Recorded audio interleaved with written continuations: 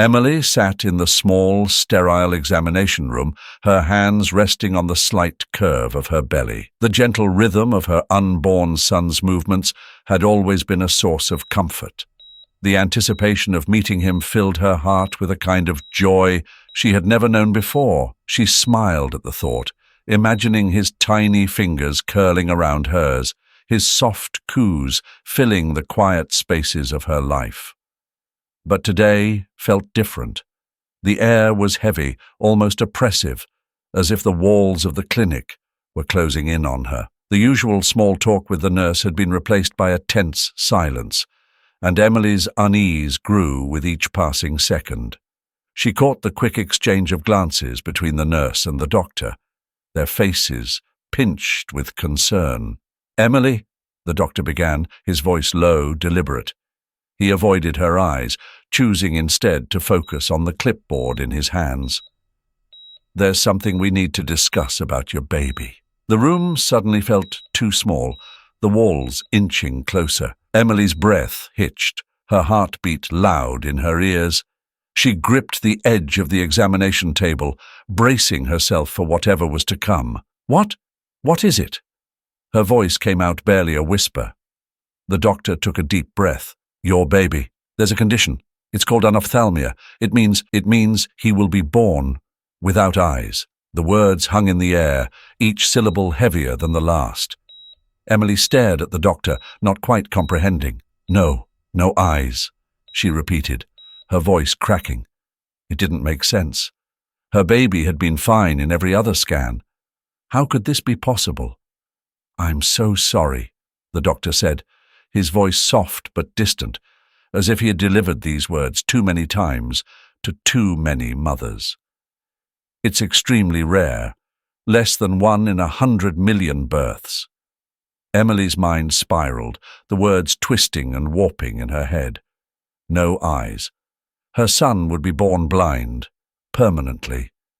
She imagined his tiny face, smooth where there should have been eyes, the empty sockets a cruel reminder of the life he would never fully experience. I don't understand," she stammered. "Is there something we can do? Some surgery or—" "No." The doctor's tone was final. "He will never see Emily." She felt the blood drain from her face, her body suddenly cold. Her mind raced, grasping for a solution, anything that could undo this nightmare. But there was nothing. The doctor continued talking, something about treatments, about what life would look like for her son, but Emily wasn't listening anymore. Her hands slid from her belly, falling limp at her sides. The joy, the anticipation, everything that had kept her going these past months dissolved into a pit of despair. How was she supposed to care for a child who could never see the world? What kind of life would he have?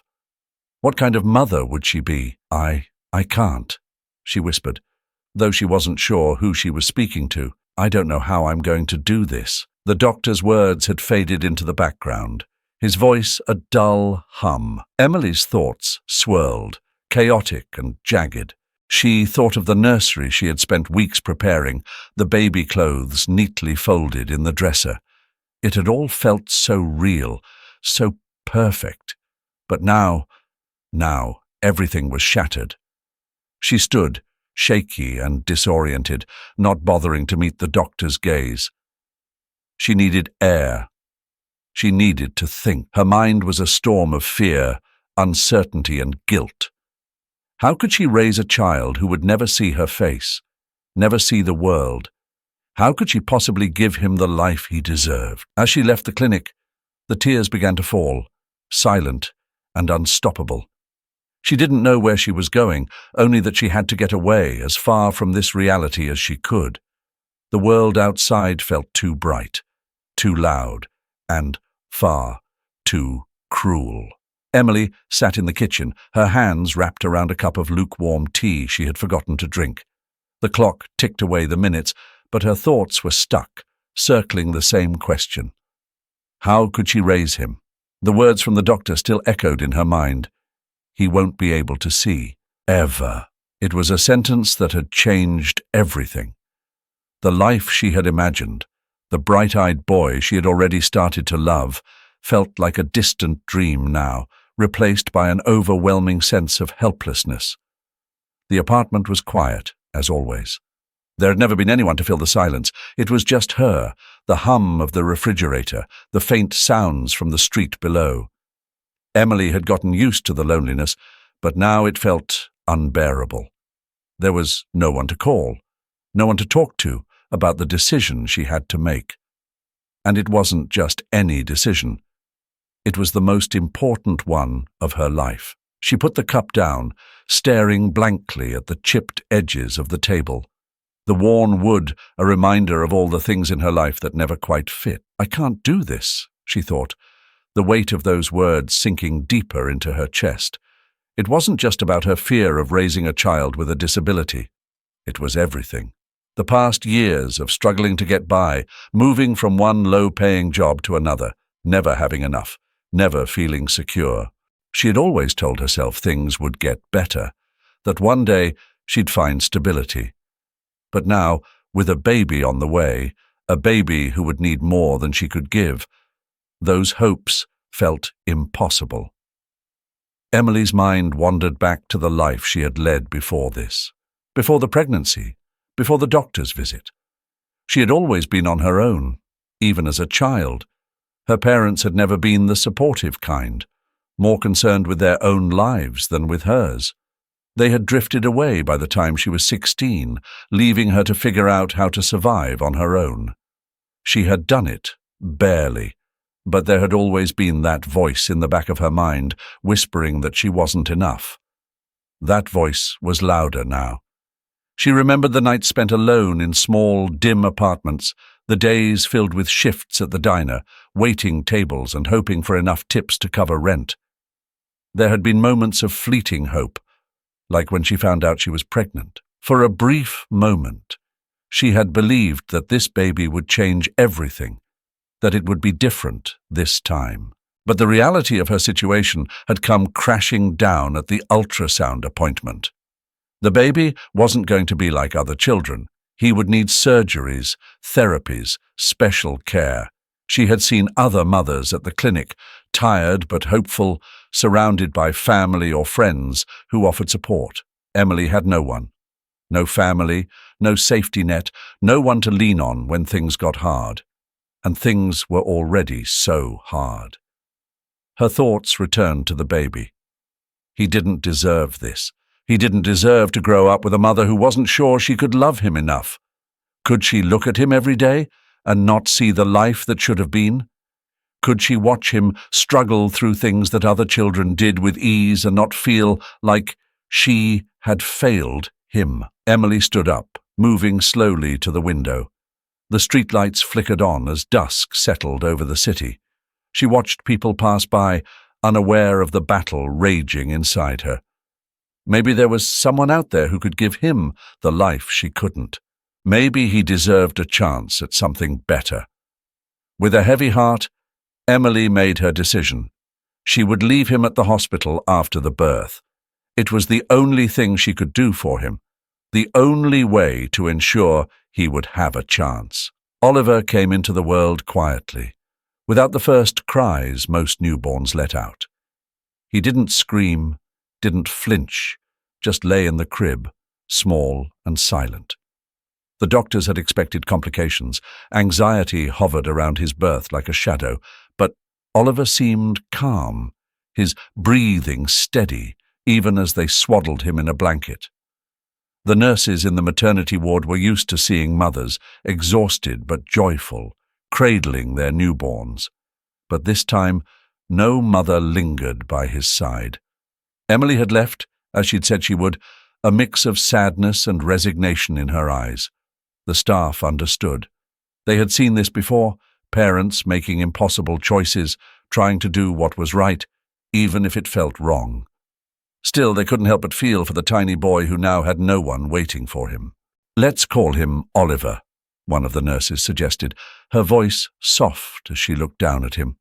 "He seems like an Oliver." And so, Oliver, he became. From the hospital, he was transferred to a small orphanage on the outskirts of New York City. It was an old brick building, worn by years, but filled with warmth. The staff there had seen many children come and go, but none quite like Oliver. His condition, born without eyes, meant that his life would be different from the very beginning. Yet, from the moment he arrived, Oliver seemed determined not to let that define him. Though blind from birth, he was, in every other way, a healthy, active baby. The other children cried and fussed, but Oliver was different. He rarely cried, as though he sensed there was little use in it. Instead, he listened. The shuffle of feet across the floor, the soft clinking of plates from the kitchen, the sounds of birds outside, all these small noises seemed to hold his attention, his tiny face often turning towards the sound as if trying to understand the world he could not see. The staff quickly grew attached to him. They couldn't help it. His easygoing nature and the way his lips curved into a smile when someone picked him up made it impossible not to love him. And then there was Sarah. Sarah had been working at the orphanage for years, long enough to know that attachments could be dangerous. But there was something about Oliver that drew her in. Perhaps it was his resilience, or maybe it was the way he gripped her finger with such trust when she held him. "He's got an old soul," she would say to the other staff, as if trying to explain her bond with him. "You can feel it." She spent her nights rocking him to sleep, humming soft lullabies as he nestled against her chest. In the daytime, she'd take him outside, letting him feel the warmth of the sun on his face, the breeze in his hair. He would giggle, the sound light and infectious, as if even in his darkness he could feel the joy of the world around him. Oliver wasn't the only child at the orphanage, but to Sarah, he felt special. She watched the way he interacted with the other children, how he never seemed frustrated or upset. Instead, he was curious. He would reach out, his small hands searching for toys, the sound of laughter guiding him as he explored his surroundings. Despite his blindness, Oliver seemed to navigate his world with a grace that belied his young age. The other children, at first hesitant, soon began to play with him as if he were no different.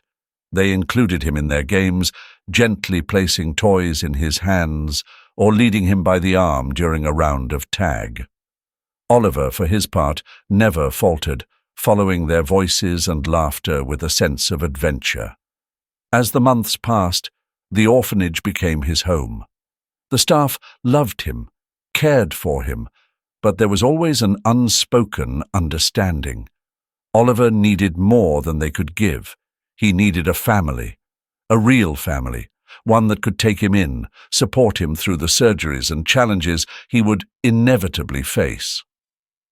Oliver was only 3 months old when he had his first surgery. It was a delicate procedure, the first of many to implant small prosthetic eyes, not to give him sight, but to keep his face from deforming as he grew. The doctors had explained everything to Sarah before the surgery, but even with all the medical jargon, the reality was simple. Oliver would never see. These surgeries were only to give him a chance to look like any other child, to fit into a world that wouldn't be kind if he didn't. Sarah sat in the waiting room of the hospital, her hands clasped tightly in her lap. She had been through this before, watching other children at the orphanage undergo operations, but this time felt different. She had stayed with Oliver from the beginning, watched him smile and laugh at sounds he couldn't see. And now she felt like she was handing a piece of him over to strangers. The hours ticked by slowly, the ticking clock on the wall a reminder of the reality Oliver would face his entire life, endless appointments, surgeries, adjustments. When the doctor finally emerged, Sarah stood quickly, searching his face for any sign of how it had gone. "The surgery went well," he said, his voice calm. "He's in recovery now."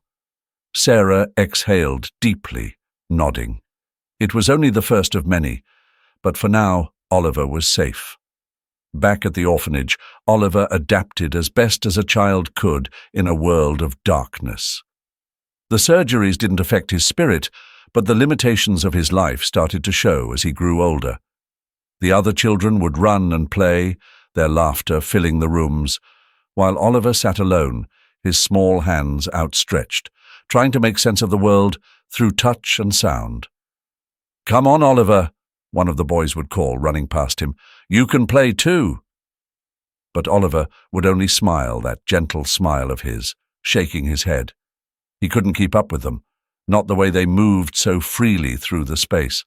The ground, the furniture, even the other children. Everything was an obstacle he couldn't navigate.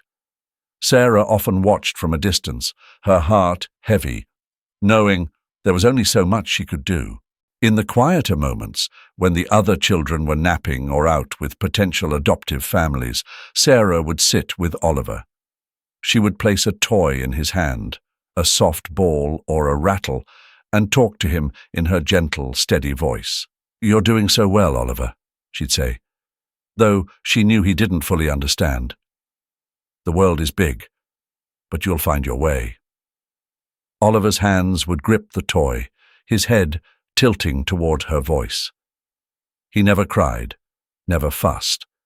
There was something about him that seemed to accept his world as it was, even if it wasn't like everyone else's. As the months turned into years, the surgeries became routine. Every 6 months, Sarah would take him to the hospital, sit in the same waiting room, and wait for the doctors to work on his face. And every time, Oliver would come back just as he left, his smile intact, his world still one of darkness. But there were other challenges, ones that surgery couldn't fix. By the time Oliver was 4, it became clear that his inability to see was more than just a physical limitation. He struggled to communicate with the other children, while they developed quickly, learning to speak, to run, to navigate their environment with ease. Oliver was left behind. His speech came slower, his movements cautious, as though every step was a risk. The staff at the orphanage did what they could. They taught him through touch, through sound, but there was always a distance between Oliver and the other children, a gap that widened with each passing year. The other kids didn't understand his world, and Oliver, despite his good nature, couldn't fully join theirs. Sarah felt it most in the quiet moments. She would watch Oliver sitting alone in the playroom, turning a toy over in his hands, his expression peaceful, but distant. He didn't complain, didn't cry for attention, but Sarah knew what he needed, what he deserved, was more than she or the orphanage could give him. He needed a family, a real family, one that could help him grow, help him navigate the world he was born into. But for now, all Sarah could do was be there for him, even if it wasn't enough. The orphanage hummed with the quiet anticipation of Christmas. Every corner was draped in tinsel, every window adorned with paper snowflakes. The children buzzed with excitement as they helped the staff decorate the tree in the main hall. Laughter echoed down the halls as they hung ornaments, some crooked, some too high for their small arms to reach, but each one filled with the hope that maybe this would be the year they'd go home with a family. Oliver sat in his usual spot near the large window that overlooked the snow-covered yard. He couldn't see the twinkling lights or the bright colors of the decorations, but he felt the energy in the air. His small hands ran over the smooth wooden frame of a toy truck, his fingers tracing the worn edges. His head tilted slightly as he listened to the excited chatter around him. "Oliver," Sarah called softly as she approached. "Come feel the tree, it's beautiful." She took his hand, guiding him across the room to where the pine tree stood tall, its branches heavy with ornaments. Oliver's fingers grazed the soft needles, and a small smile tugged at his lips. He couldn't see the lights or the baubles, but the sensation of the tree, the scent of fresh pine, was enough to bring him some quiet joy. But Sarah's heart ached. As much as she loved these moments, she knew what the season really meant for the children. Christmas was when families came to visit, to meet the orphans and, hopefully, bring one home. Every year the staff hoped for Oliver. They hoped that someone would look past the fact that he was different, that he couldn't see the world around him and take him in. But year after year, Oliver remained, smiling, patient, but alone. As the days inched closer to Christmas, Sarah couldn't shake the heavy feeling in her chest. The lights, the laughter, the tree, they were all a reminder that time was running out. She glanced at Oliver, sitting quietly by the tree now, his face turned toward the sounds of the other children. He deserved more than this. He deserved a family who would love him, not just for the holiday season, but for the life he could have beyond these walls. An idea had been forming in Sarah's mind for weeks, but she had hesitated. The media could be intrusive, and Oliver was vulnerable. But she couldn't ignore the fact that without help, Oliver might spend another Christmas in this orphanage without a family to call his own. "I think we should tell Oliver's story," she said one evening as she sat in the director's office, her voice firm despite the nerves fluttering in her stomach. "We should reach out to the press, write about him. Maybe if people knew about him, about who he really is, they'd see him differently." The director, an older woman with kind but weary eyes, considered Sarah's words. "You know how this can go," she said cautiously. "We've seen the media twist things before." "I know," Sarah agreed. "But Oliver needs this. He needs more than we can give him here." The director sighed, glancing toward the window, where the soft glow of the Christmas lights illuminated the snow-covered ground outside.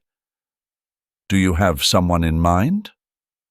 "Jessica Monroe," Sarah replied quickly. "She's fair, and she's done good work with other children's stories. I trust her." The next morning, Sarah made the call. Jessica Monroe listened quietly as Sarah explained Oliver's story, her heart laid bare over the phone. She spoke about his surgeries, his resilience, his smile that lit up the room even when he couldn't see the faces around him. Jessica agreed to come meet Oliver that week. When Jessica finally arrived, she didn't bring a camera crew or a photographer. She came alone, wearing a simple coat and a warm smile, her notepad tucked under her arm. "Tell me everything," Jessica said softly, sitting down with Sarah in the small meeting room. She listened, not interrupting, as Sarah poured out Oliver's life story.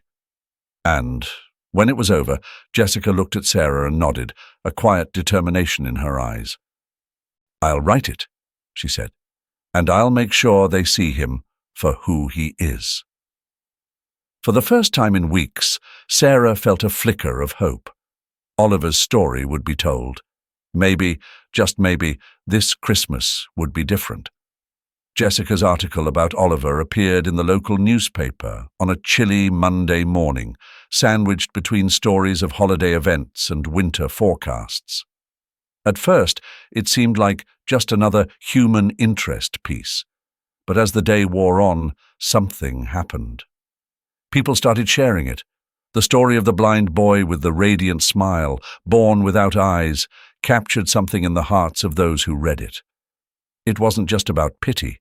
It was about his spirit, his resilience, and the way he lit up a room without ever seeing it. By midday, the phones at the orphanage started ringing. First, it was just a few calls, curious people asking about Oliver.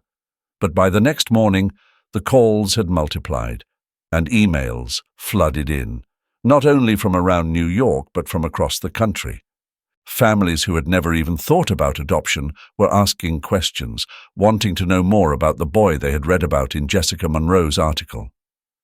"Did you ever expect this kind of reaction?" Sarah asked Jessica when she called her to share the news. "I hoped," Jessica replied, her voice steady but filled with warmth. But you never know what will resonate with people. I'm just glad they're seeing Oliver the way we do. For the next few days, the staff at the orphanage was overwhelmed. It wasn't just the media attention, though reporters had started calling, but the real possibility that Oliver might finally find a home. Sarah tried to keep her optimism in check, knowing that these things often took time, that there was a process, and not every family was ready for a child like Oliver. But still the hope in her heart swelled with each inquiry. "He's special," she found herself saying again and again to the families on the phone. "But he will need care. He's had multiple surgeries, and there will be more. He's blind, but he's bright. He's kind. He's more than what you read." The applications came in from everywhere: California, Florida, Texas, some from as far as Canada and Europe, families with long histories of adoption, couples who had struggled to have children, and even some with no previous thought of adopting at all. But every time Sarah read through an application, she knew they had to be careful. Oliver needed a family that would love him, yes, but also one that understood the commitment, the challenges, and the future he faced. The process was slow. The staff sifted through each application carefully, taking into account not just the enthusiasm, but the ability of the family to provide the medical and emotional support Oliver needed. Sarah spent hours poring over the letters, balancing the practical with the hopeful. She was determined that Oliver's next home would be his forever home. Days turned into a week, and still the inquiries kept coming. Oliver, oblivious to the whirlwind around him, went about his days with the same gentle nature he always had. He played with his toys, feeling out the edges and textures, giggling at the sound of the other children running around him. For him, nothing had changed, but for the adults around him, everything had. Then one evening, as Sarah sat at her desk, exhausted from a long day of phone calls and paperwork, she saw an application that made her pause. The letter was from a family in Boston, 2 parents, both teachers, with a daughter around Oliver's age. They had experience with children with special needs, and their letter was thoughtful, not just filled with warm words, but with an understanding of what Oliver would need as he grew. They talked about the schools in their area, the specialists they had already consulted, and, most importantly, the way they had fallen in love with Oliver from Jessica's article.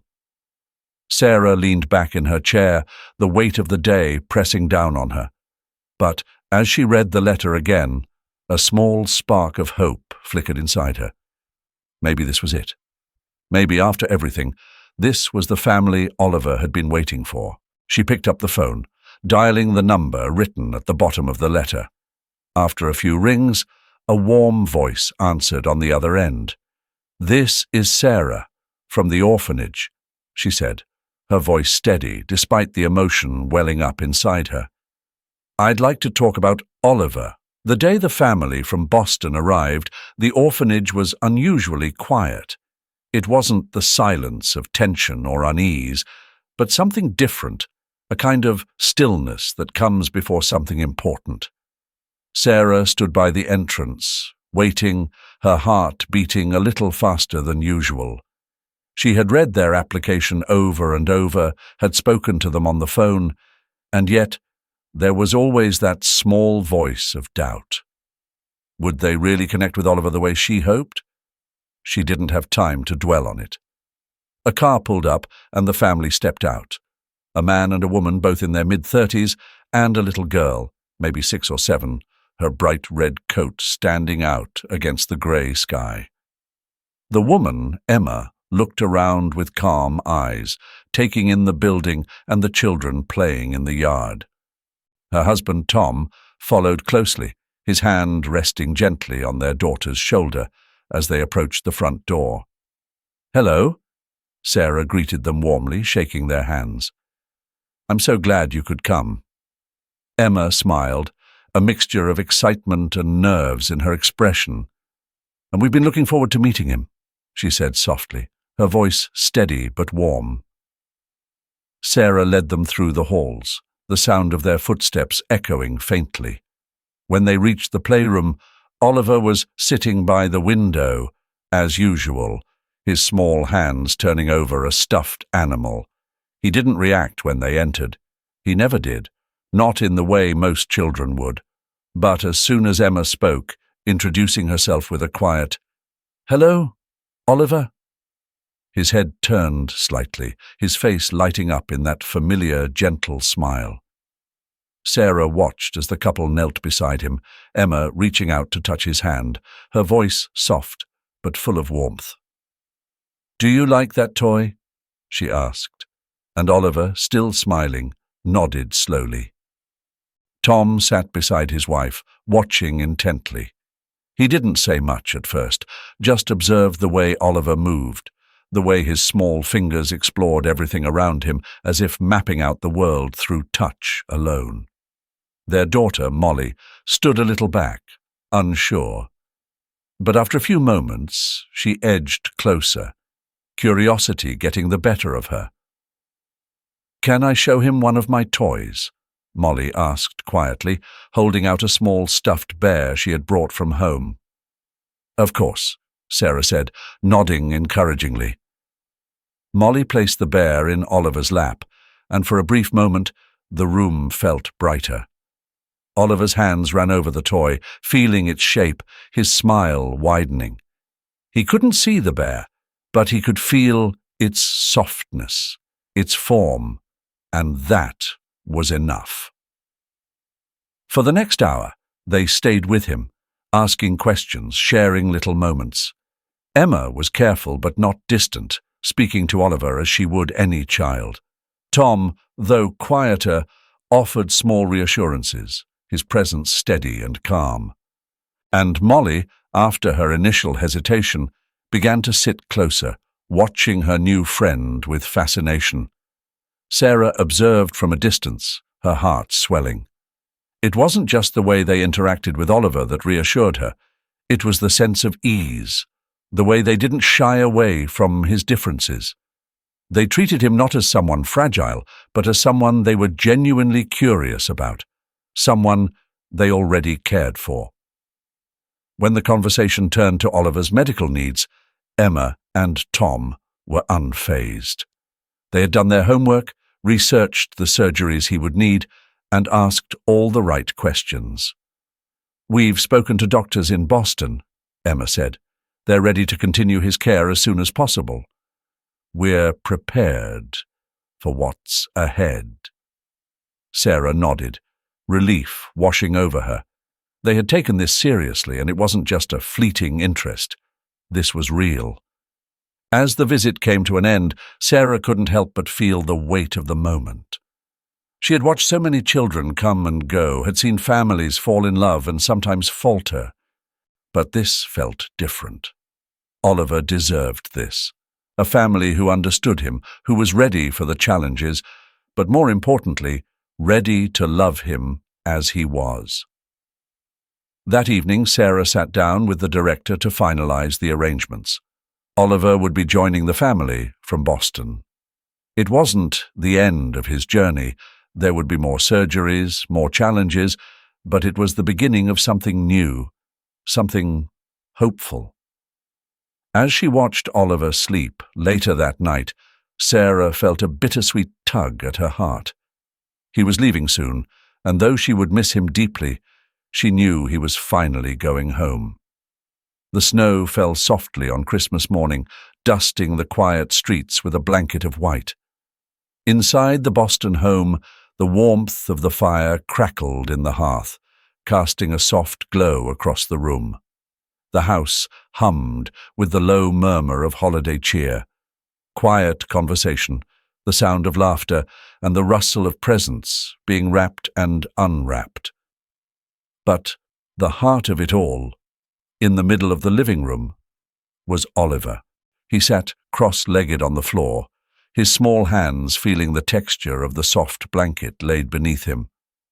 Though he couldn't see the bright decorations, the twinkling lights, or the tree standing tall beside him, he felt something else, the presence of family all around him.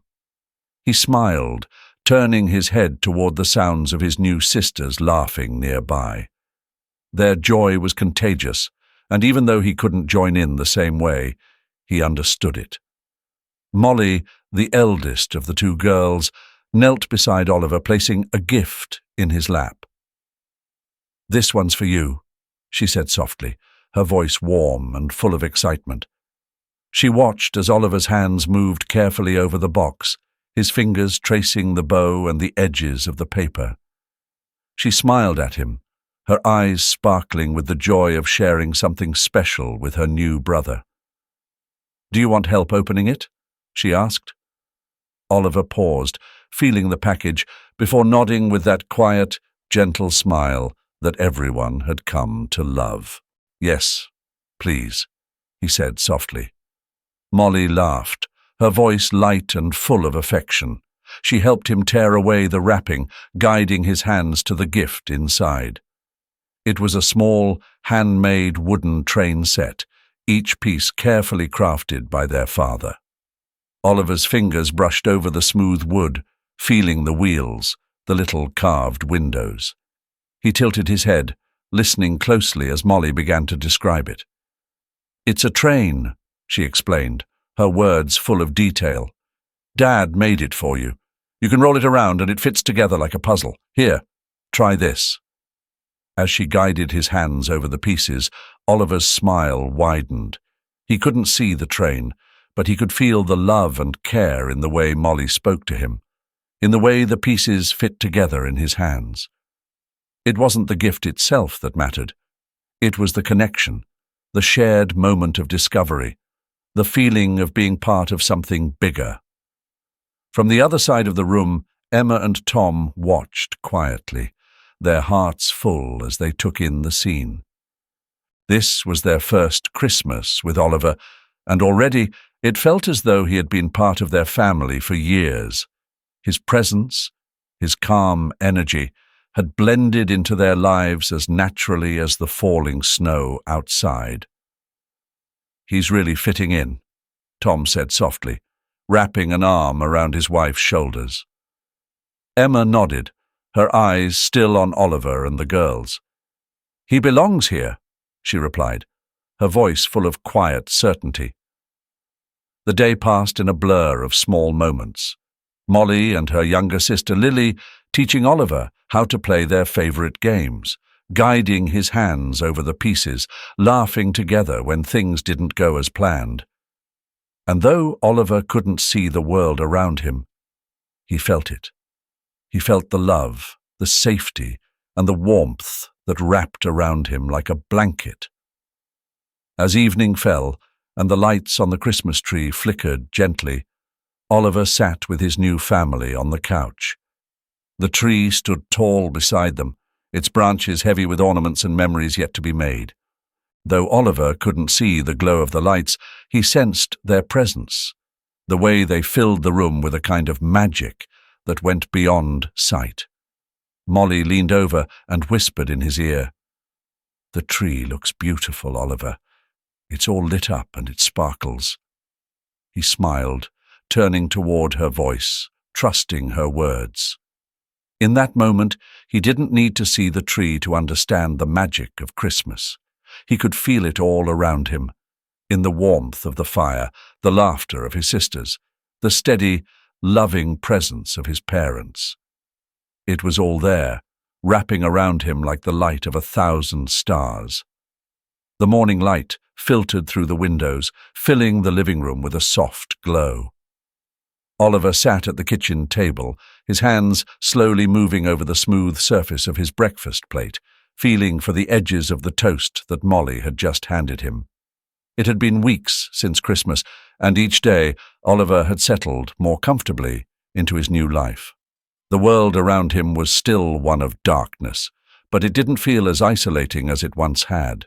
Now there were voices, laughter, and the gentle touch of hands guiding him when he needed it. "How's your toast, Ollie?" Tom asked from across the table, his tone casual but warm. Oliver smiled. "It's good," he replied, taking a small bite. His speech was still deliberate, slow as he processed the sounds around him, but it was full of quiet confidence. "Good," Tom said. "We're going out today, remember? Your first big trip with us."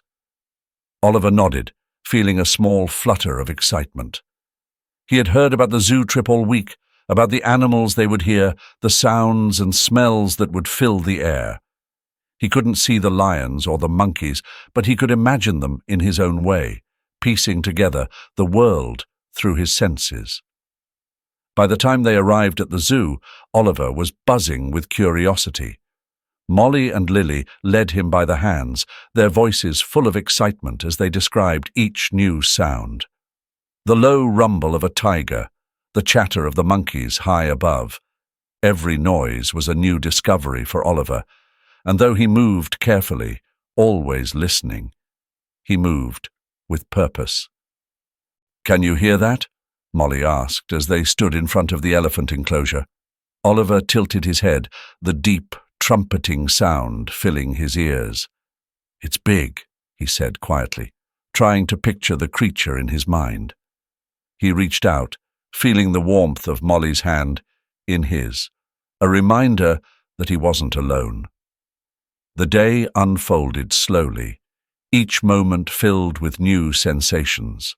At every stop, Molly or Lily would describe what they were seeing, their words painting pictures for Oliver that he stored away, each detail a brush stroke on the canvas of his imagination. And as they moved through the zoo, something became clear. Oliver wasn't just adjusting to his new family. He was thriving in it. At home that evening, the quiet return of family life settled in. The house felt different now, warmer, fuller, as if Oliver's presence had added something they hadn't even realized was missing. He had woven himself into the rhythm of their lives, not as a child to be pitied, but as a brother, a son, someone who belonged. It was a few days later when the second article by Jessica Monroe appeared in the local paper. The story picked up where it had left off. Oliver, the boy who had once been left behind, now had a family. Jessica's words were poignant, tracing the emotional journey of a child who had gone from an uncertain future to one filled with love. The Christmas miracle, she called it, though those closest to Oliver knew it was more than just that.